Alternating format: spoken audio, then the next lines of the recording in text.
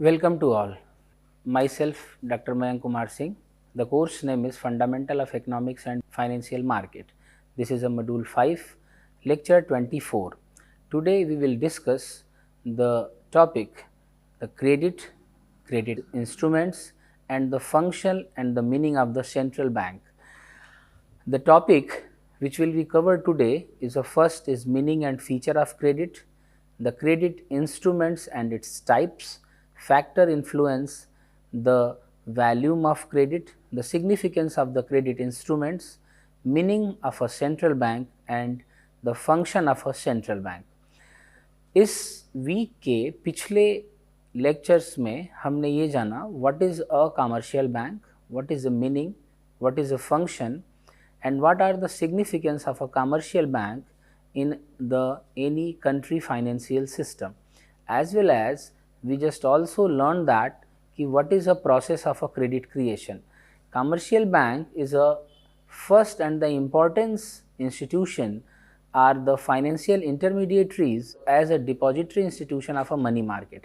Money market के जो सबसे सार्थक और सबसे मजबूत नींव के रूप में हम कमर्शियल बैंक को देखते हैं, जो एक डिपॉजिटरी इंस्टीट्यूशन है जो जनता के द्वारा, पब्लिक के द्वारा or any businessmen, or any firms वो डिपॉजिट को स्वीकार करती है and also to borrow the and also to lend the money to the businessmen or a general public for their productive needs.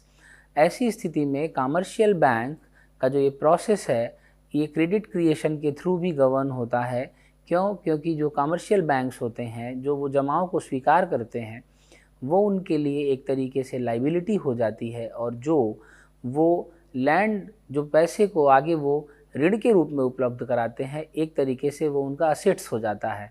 तो ऐसी स्थिति में जो the margin in a particular the rate of interest which is given by the bank to the borrowers and as well as to the rate of interest which charge on their loans, the difference of is known as a income or the profit of the bank. क्योंकि profit एक bank एक profit institution है. ऐसी स्थिति में जो उसके assets और लाइबिलिटी की जो चीज़ें हैं वो क्रेडिट क्रिएशन में भी हमने पढ़ी.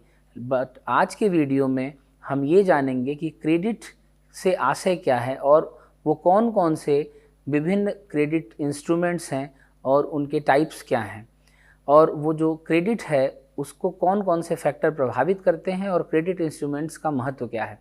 तो अगर हम क्रेडिट की परिभाषा की बात करें तो क्रेडिट जो है वो क्रेडिटम शब्द से बना है जो एक लैटिन शब्द है. In a credit in banking is a total amount of money that a person or a business can borrow from a financial institution. It can also refer to the money that a bank has available to lend. कहने से आशा ये है कि जो credit है, जो शाख है, वह किसी भी बैंक के द्वारा किसी भी व्यक्ति या समूह या समूचे सिस्टम को दिया गया लोन है या जो क्रेडिट है वो टोटल वैल्यूम ऑफ मनी है जो किसी बैंक के पास लोन देने के लिए उपलब्ध होती है. The credit can also refer to an agreement between a lender and a borrower. Credit is also agreement between borrower and the lender. ये ऋणी और ऋणदाता के बीच में एक संबंध का काम करता है. द बारोवर प्रॉमिस टू पे. जो बारोवर होता है वो प्रॉमिस टू पे करता है, IOU करता है, जिसमें वो ये वचन देता है कि वो दिए गए ऋण को एक उचित समय में as a certain maturity time and at a particular chargeable rate of interest के साथ उसे लौटा देगा. एज वेल एज जो लेंडर होता है वो ऑर्डर टू पे भी कर सकता है कि you just pay the loan with some charge of a rate of interest. तो this is the meaning of credit as a whole.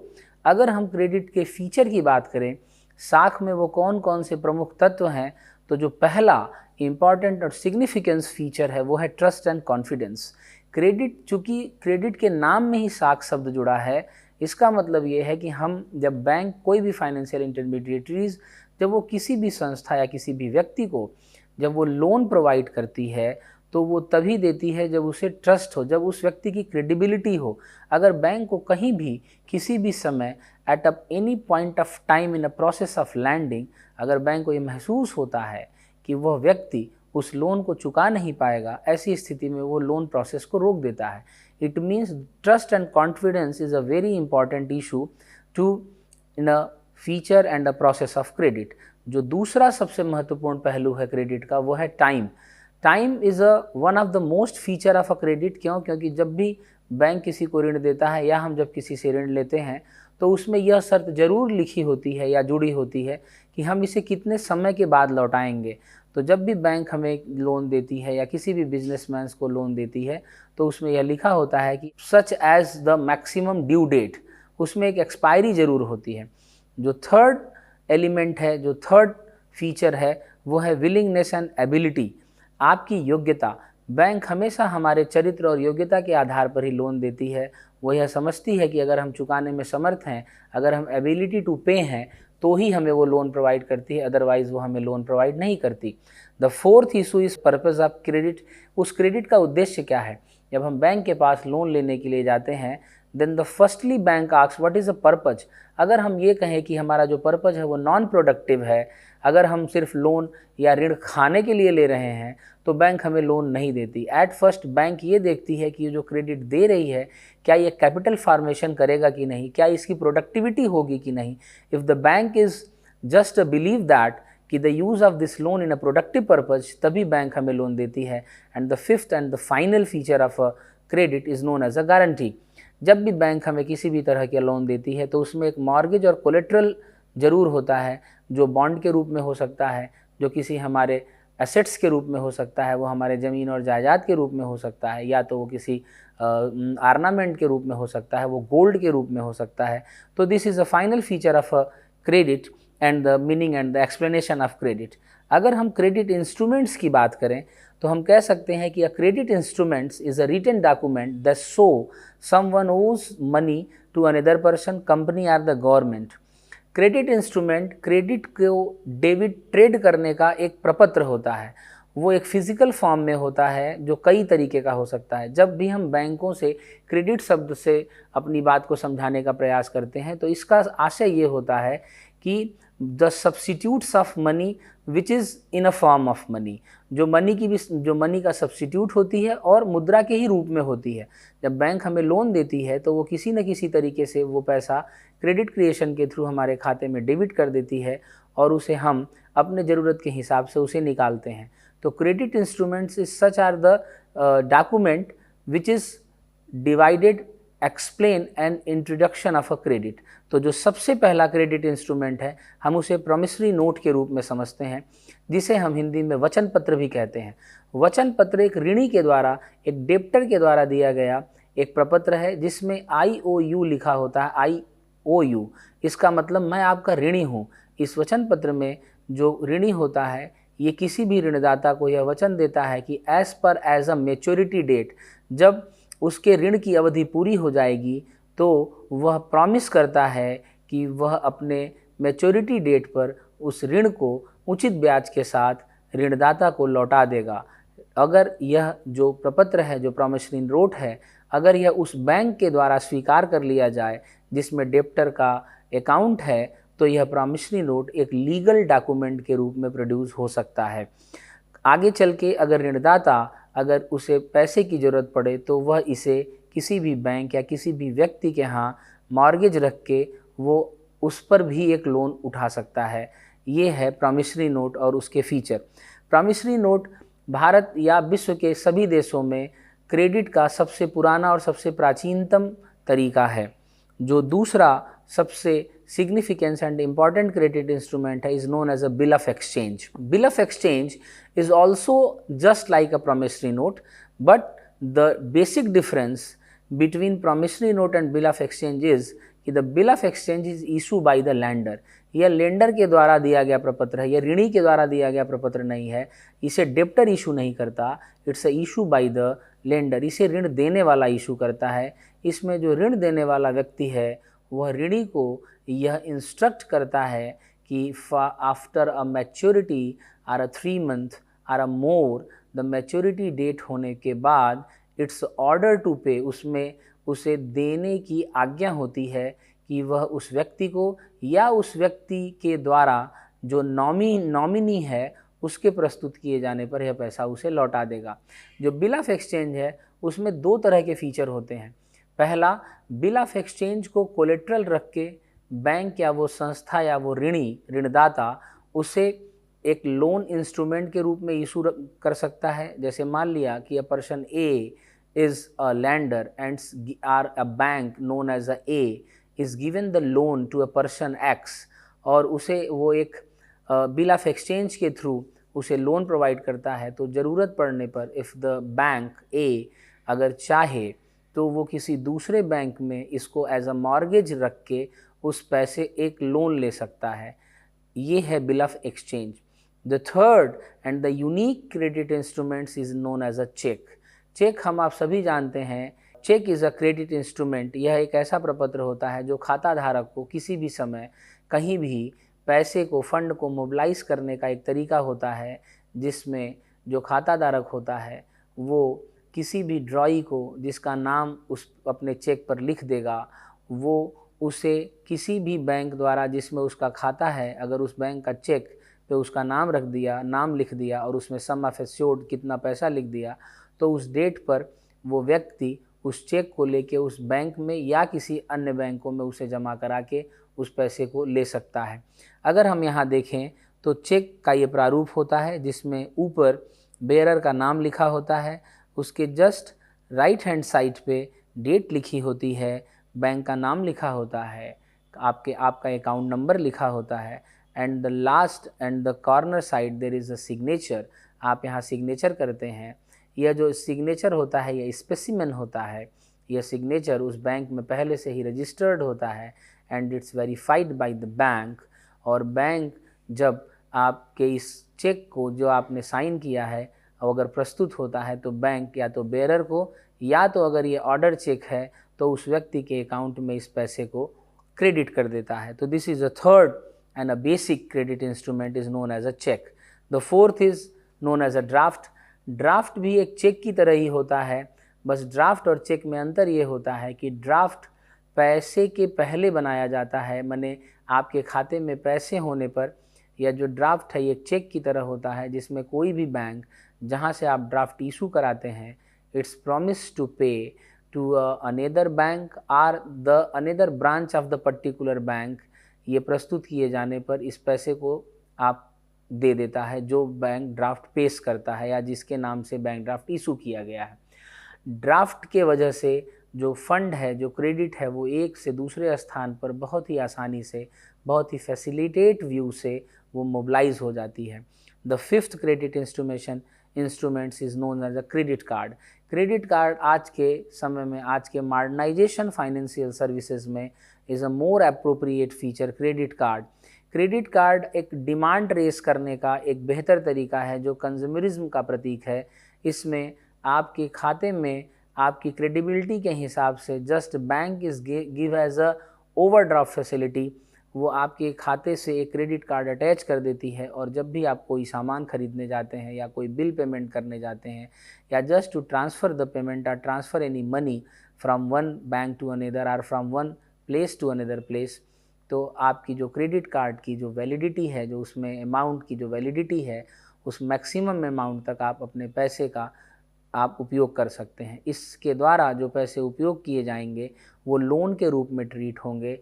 अगर आपने मैच्योरिटी डेट पे इसे जमा कर दिया तो कई सारे बैंकों में ये एक रूल है कि इस पे कोई भी इंटरेस्ट रेट चार्ज नहीं होता, लेकिन अगर आपने इसके मैच्योरिटी डेट के बाद इसे डिपॉजिट किया तो बैंक आपसे एक penalty rate of interest charge करती है। तो this is a credit card. हुंडी इज़ ऑल्सो क्रेडिट इंस्टीट्यूशन। ये बहुत ही प्राचीन तरीका है पैसे को किसी भी व्यक्ति को लोन देने का ये तरीका होता है। Is just like a promissory note, is just like a bill of exchange, लेकिन ये प्राचीनतम तरीका है। यह किसी व्यक्ति के द्वारा भी दिया जा सकता है। इस पर उस व्यक्ति की क्रेडिबिलिटी होती है और इसमें जब हम ऋणदाता जब ये हुंडी इशू करता है किसी भी ऋणी को, तो जब भी ये हुंडी प्रस्तुत की जाएगी तो मैच्योरिटी डेट के ख़त्म होने के बाद इस पैसे को प्रॉमिस टू पे, माने जो ऋणदाता है वो ऋणी को ये इंस्ट्रक्ट करता है कि जब भी ये हुंडी प्रस्तुत की जाएगी तो जो ऋणदाता ऋणी को हुंडी दिया है, ऋणी की ये जिम्मेदारी है कि वह इस पैसे को लौटा दे। हुंडी दो तरीके की होती है। पहला दृश्य हुंडी, इसमें हुंडी को दिखाने पर हम पैसे को देते हैं। दूसरा द टाइम जिसके साथ टाइम फैक्टर जुड़ा होता है, माने समय पूरा होने के बाद लौटाया जाता है, तो दिस इज़ अ हुंडी। The another one is a bank note. Bank note is just a note which is issue by the central bank on a particular country. और बैंक नोट भी एक साख के तरीके से प्रयोग किया जा सकता है। दरअसल ये नोट होता है, लेकिन हम इसे साख इंस्ट्रूमेंट के रूप में भी परिभाषित इसलिए करते हैं क्योंकि जब बैंक नोट अगर निर्गत करती है, नोट अगर प्रिंट करके उसे मार्केट में चलाती है, तो एक तरीके से वो जो सेंट्रल बैंक है वो उस सरकार को लोन ही देती है। अगर हम फिस्कल पॉलिसी की बात करें तो कोई भी देश जब भी किसी भी फाइनेंशियल ईयर में कितने नोट छापती है, it's depend upon the deficit, and the deficit is known as the monetary deficit. मौद्रिक जितना घाटा होता है उतने घाटा का मतलब है कि the reserve bank of the particular country is issuing the such volume of a bank note in a financial system. तो ये भी एक तरीके का क्रेडिट इंस्ट्रूमेंट होता है, but this is a bank note जो हमारे आप सबके जेब में पाया जाता है। तो these are the credit instruments.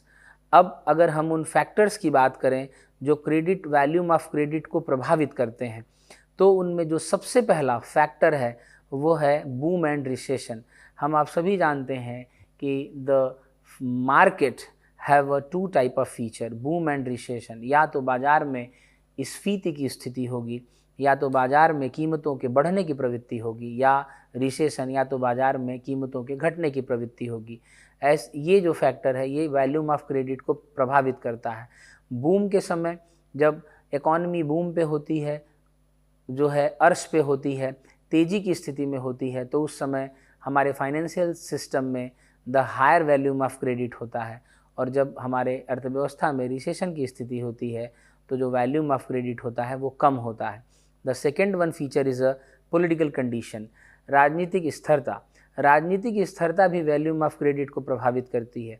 अगर उस देश में राजनीतिक स्थिरता है, यदि लोकतंत्र पे लोगों का विश्वास है और लोकतंत्र सशक्त और सक्षम है और उस देश में डेमोक्रेटिक जो सिस्टम है वो बेहतर तरीके से काम कर रही है, तो लोगों का विश्वास उस देश के फाइनेंशियल सिस्टम पे रहता है, तो जो क्रेडिट का एक्सटेंशन है, जो क्रेडिट का एक्सपेंशन है वो बढ़ता है। लेकिन अगर उस देश में पॉलिटिकल इनस्टेबिलिटी है तो उस देश में जो क्रेडिट ऑफ वैल्यूम है वो कम होता है।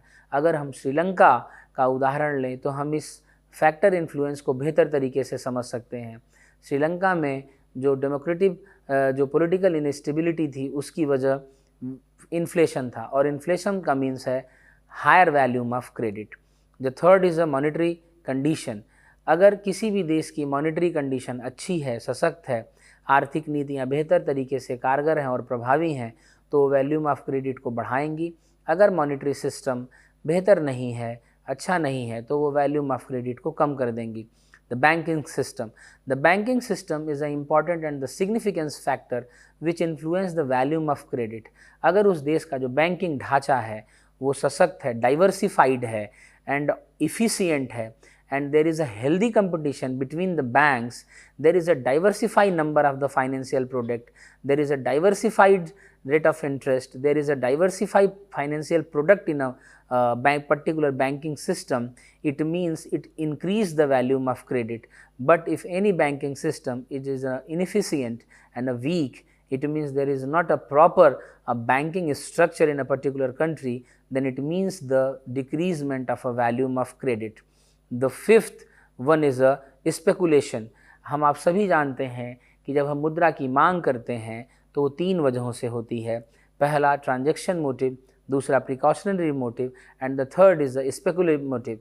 अगर सट्टा उद्देश्य के लिए शेयर बाज़ार या इक्विटी मार्केट में यदि हम भविष्य के बारे में, अगर हम आज की सूचनाओं के आधार पर यदि हम भविष्य की व्याख्या करें, अगर हम ये समझें कि भविष्य में किसी भी पर्टिकुलर कंपनी के शेयर के बढ़ने की प्रवृत्ति है, तो हम उस शेयर को खरीदेंगे। अगर हमारे पास पैसे नहीं हैं तो we just go to the bank and just loan हम ले लेंगे, और उस लोन का प्रयोग हम जो है वो शेयर खरीदने के लिए करेंगे, और एक समय के बाद जब उसकी प्राइस बढ़ जाएगी तो उसे हम सेल करके बैंक का लोन चुकता कर देंगे and we just gain a profit. तो this is a speculative demand. तो स्पेकुलेशन अगर किसी देश में ज़्यादा है, अगर सट्टेबाजी ज़्यादा हो रही है, तो उस देश में वैल्यूम ऑफ क्रेडिट भी ज़्यादा होगा। अगर स्पेकुलेटिव एक्टिविटी कम हो रही है तो वैल्यूम ऑफ क्रेडिट भी कम होगा। The credit policy of central bank की क्रेडिट पॉलिसी भी जिम्मेदार होते हैं वैल्यूम ऑफ क्रेडिट में। अगर हमारा एक्सटेंशन क्रेडिट क्रिएशन पॉलिसी अगर सेंट्रल बैंक के द्वारा है तो जो वैल्यूम ऑफ क्रेडिट है बढ़ेगा, लेकिन अगर वैल्यूम ऑफ क्रेडिट को डिक्रीज करने की पॉलिसी है तो जो क्रेडिट है हमारा वैल्यूम ऑफ क्रेडिट है वो कम होगा। The last one is the economic development. The economic development is also a significant and the important factor which is influence the volume of credit. अगर किसी भी देश में विकास निरंतर हो रहा है और वो स्थिर है, और स्थिर का मतलब है कि वो एक समान और एक होमोजीनियस वे में, एक आइडेंटिफाइड पैटर्न में हो रहा है, जिसे हम विकास की एक सही दिशा और दशा के रूप में समझ सकते हैं। यदि किसी भी देश का आर्थिक विकास एक अच्छे तरीके से और अच्छे दिशा में एक अच्छे रेट से हो रहा है तो उस देश में वैल्यूम ऑफ क्रेडिट बढ़ेगा। लेकिन अगर उस देश का विकास अस्थिर है, उसका पैटर्न आइडेंटिफाइड नहीं है, तो उस देश में जो वैल्यूम ऑफ क्रेडिट वो कम होगा।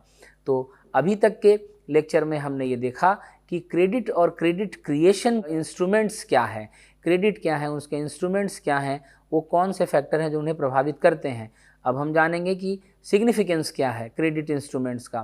पहला इकोनॉमिकल, ये इकोनॉमिकल होते हैं, इसमें पैसे का प्रयोग नहीं होता, तो ये कम खर्चीले होते हैं। Increase the productivity of capital, ये कैपिटल की प्रोडक्टिविटी को इंक्रीज़ करते हैं। क्यों? क्योंकि जब हम क्रेडिट लेते हैं तो हम उसे प्रोडक्टिव वर्क में यूज़ करते हैं, हम उस क्रेडिट उस लोन से पैसे को और प्रोड्यूस करते हैं। क्यों? क्योंकि हमें प्रॉफिट भी हो सके। इसका मतलब क्रेडिट की वजह से प्रोडक्टिविटी ऑफ कैपिटल भी बढ़ती है। कन्वीनियंट, ये सुविधाजनक भी होता है। हम हर जगह पैसे का उपयोग नहीं कर सकते, हम बड़े वैल्यूम में अगर हमें ट्रांजैक्शन करना हो तो हम पैसे का उपयोग नहीं कर सकते। ऐसी स्थिति में credit is a significance feature. The encourage investment, या इन्वेस्टमेंट को भी इनकरेज करता है। अगर क्रेडिट इंस्ट्रूमेंट, अगर क्रेडिट बढ़ रही है, वैल्यूम ऑफ क्रेडिट बढ़ रही है तो निश्चित तौर पर हम निवेश करेंगे। अगर ब्याज की दर कम है तो हम लोन लेके प्रोडक्टिव काम करेंगे। इंक्रीज डिमांड, अगर क्रेडिट बढ़ रही है तो निश्चित तौर पर हम अपनी डिमांड इंक्रीज़ करेंगे। क्रेडिट कार्ड के थ्रू अगर हमें क्रेडिट मिल रहा है तो हम बाज़ार में जाके बहुत सारी चीज़ें खरीद सकते हैं जो हम अपने वर्तमान आय से नहीं खरीद सकते। यूटिलाइज रिसोर्स, ये रिसोर्स को भी यूटिलाइज़ करता है। अगर प्रोडक्टिव वर्क में अगर इंक्रीज़ और इन्वेस्टमेंट एंड डिमांड अगर बढ़ रही है तो उस हिसाब से उत्पादन भी बढ़ेगा, और उत्पादन के लिए रिसोर्स की ज़रूरत होगी। तो अगर हमारा उत्पादन बढ़ रहा है, यदि क्रेडिट बढ़ रही है तो निश्चित तौर पर रिसोर्स का भी समुचित उपयोग होगा। Price stability, the price stability is a significance of a credit instrument in a such as way कि कीमत का स्थिर होना बहुत ज़रूरी है। तो जब भी क्रेडिट का वैल्यूम अ सर्टेन प्राइस को डिफ़ाइन कर देता है, अगर इससे ज़्यादा बढ़ता है तो कीमत बढ़ जाती है, और अगर इससे कम होता है तो कीमत कम हो जाती है।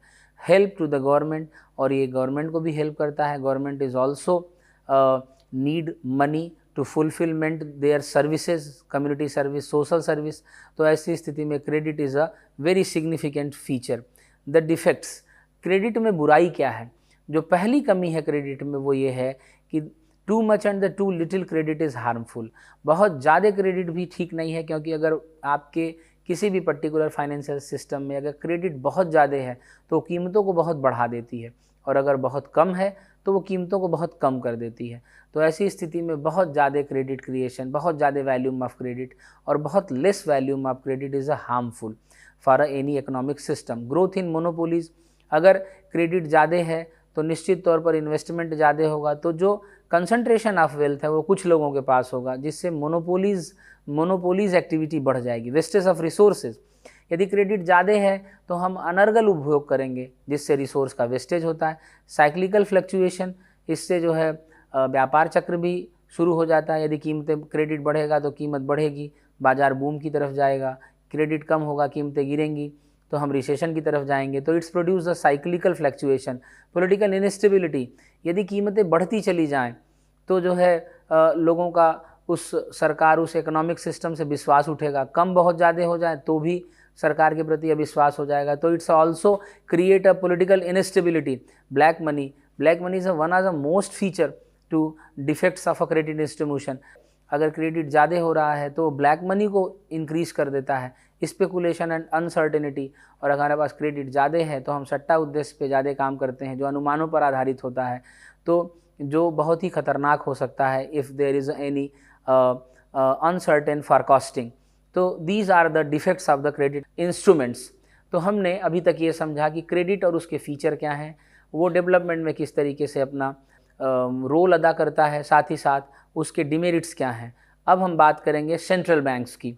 सेंट्रल बैंक्स क्या है? Central bank is a public institution that is responsible for implementing monetary policy as well as the managing of a currency of country and controlling of money supply. केंद्रीय बैंक किसी भी देश की एक सर्वोच्च banking संस्था है जो जिसका काम मॉनेटरी पॉलिसी को बनाना, इम्प्लीमेंट करना होता है. वो उस देश की करेंसी का डीलर होता है और साथ ही साथ वो मनी सप्लाई को कंट्रोल भी करता है.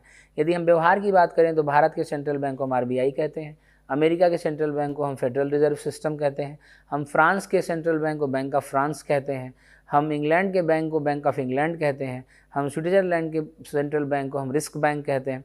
तो दीज आर सेंट्रल बैंक्स. लेकिन अगर हम परिभाषाओं की बात करें तो वेरा स्मिथ ने कहा कि the central bank is a bank which is have the monopoly in note issue.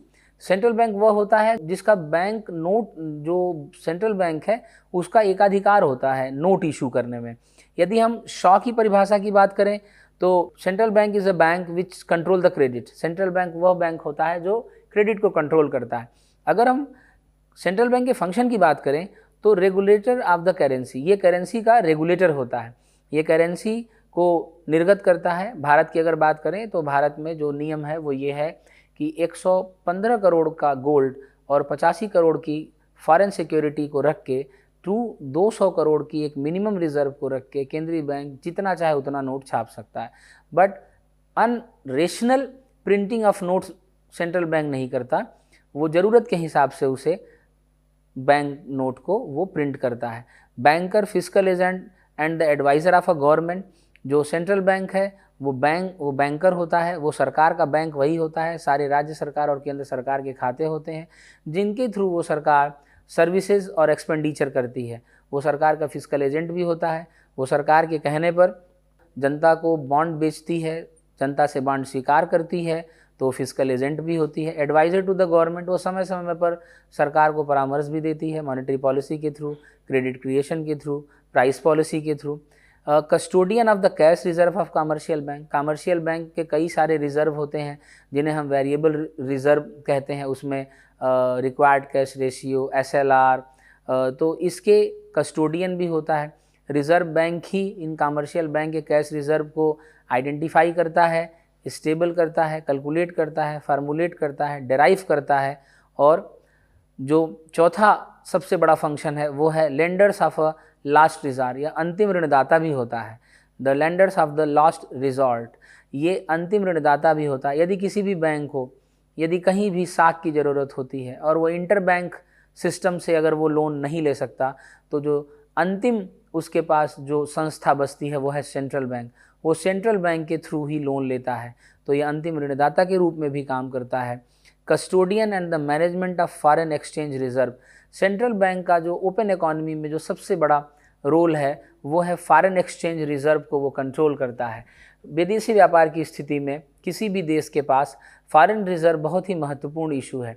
क्यों? क्योंकि कोई भी देश इस समय अपने देश के उत्पादन पर ही अपने उपभोग को समायोजित नहीं कर सकता. उसे किसी न किसी स्थिति में आयात और निर्यात की ज़रूरत होती है. जो चीज़ें उसके यहाँ ज़्यादा बनती हैं वो उसका निर्यात कर देता है, जो चीज़ें उसके यहाँ नहीं बनती हैं वो उसका आयात करता है. ऐसी स्थिति में वो जिस देश से वो आयात करता है उस देश की मुद्रा में उसे भुगतान करने की ज़रूरत होती है. तो ऐसी स्थिति में सेंट्रल बैंक फॉरेन रिजर्व रखता है और एक्सचेंज रेट भी निर्धारित करता है कि किसी एक देश की मुद्रा दूसरे देश की मुद्रा के कितने अनुपात के बराबर है. जैसे अगर हम बात करें डॉलर और रुपये, भारतीय रुपये की बात करें तो इस समय 1 रुपया डॉलर के 84 रुपये के बराबर है. तो this is derived by the central bank. Clearing house of a transfer and settlement, दो बैंकों के बीच, दो फाइनेंशियल संस्थाओं के बीच जो बिलों का समायोधन होता है, जो डिस्काउंट ऑफ बिल्स होते हैं, उनके लिए एक इंटरमीडिएटरीज इंस्टीट्यूशन का भी काम करता है दो बैंकों के बीच. ये बिलों के समायोधन को बहुत ही सुलभ और सुविधाजनक बनाता है. और जो सबसे लास्ट और सबसे सिग्निफिकेंट फीचर है वो है कंट्रोलर ऑफ क्रेडिट. ये क्रेडिट का कंट्रोलर भी होता है. जिस समय भी इसे समझ में आता है कि अर्थव्यवस्था में क्रेडिट ज़्यादा हो गया है तो यह उसे कंट्रोल करने के लिए पॉलिसीज़ को एग्जीक्यूट करता है, और जब इसे लगता है कि अर्थव्यवस्था में क्रेडिट कम है तो उसे भी ठीक करने के लिए ये एग्जीक्यूशन करता है। तो these are a central bank meaning and the function.